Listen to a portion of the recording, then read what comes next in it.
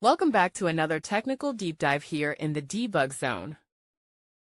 Today we're tackling a big question and breaking it down with insights from other users. Hopefully this clears up some misconceptions and helps you get the answer you need. So buckle up, stay a little curious, and let's jump right in.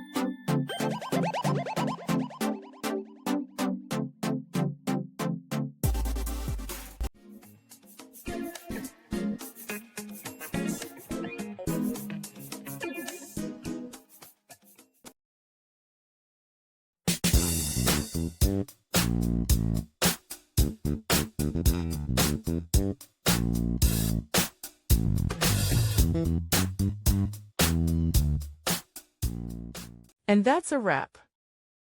I hope you found the answer you were looking for.